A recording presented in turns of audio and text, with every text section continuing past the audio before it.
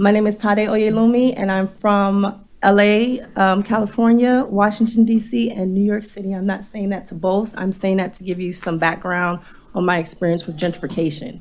So I've experienced gentrification in Washington, D.C., which is affectionately called Chocolate City. I don't recall any developer knocking on my grandfather's door and asking us, what do we want in our community? How would you like to build? What's your vision? How do you want to move forward? When I was in Brooklyn, New York, my neighborhood was so bad, Bed-Stuy at the time, my friends were worried about me. By the time I left Brooklyn, New York and Bed-Stuy, they wanted to all move there. Again, no developer knocked on our door and asked us, what kind of coffee shop do you want in this neighborhood?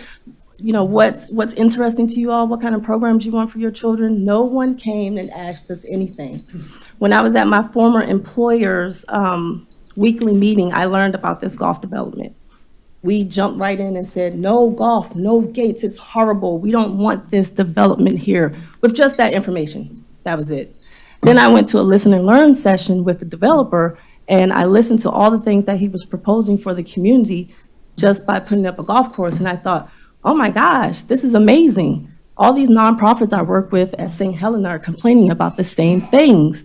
Funding, and here we have an angel investor who fell from the sky and wants to work with us as a community to better our community. But all I hear is people fighting about no golf course, because Black people don't play golf. My grandfather played golf and he was Black. I know a lot of Black people that actually play golf, so I think we should stop that narrative, number one. And number two, I'm just gonna look at my notes right quick because I'm getting ahead of myself. It's been pushed in the media as a piece of Gullah Geechee land. It's not a piece of Gullah Geechee land that sells newspapers. This land was privately owned for 150 years. This is not the same story as the elder woman on Hilton Head Island. We're not displacing one Black person. We're not displacing one white person. We're not displacing elders. We're not displacing youth. As a matter of fact, the community that Pine Island actually affects the most, Delamo, the community members want the golf course. No, we don't. That is There is no third option. Okay, hold. There is no third option. Hold it just a second. I'm going to help you here. Let her speak and don't be rude. That's all. Thank you. Give her some time back, would you, Sarah? Sorry, ma'am. Thank you. There is no third option. There's an option A and there's an option B from the person who bought this land. This land was for sale for many years. If the community of St. Helena wanted to buy it, then they should have got together and bought it. Someone else bought the land. They want to do something that collaborates with the community positively, and I think we should work with them.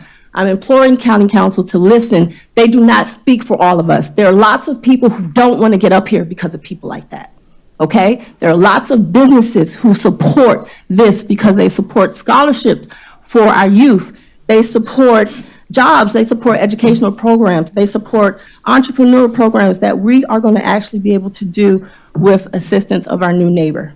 There was once a man who was an outsider who came to this island to seek refuge as well. He had a plan, and at one time his message was very unpopular.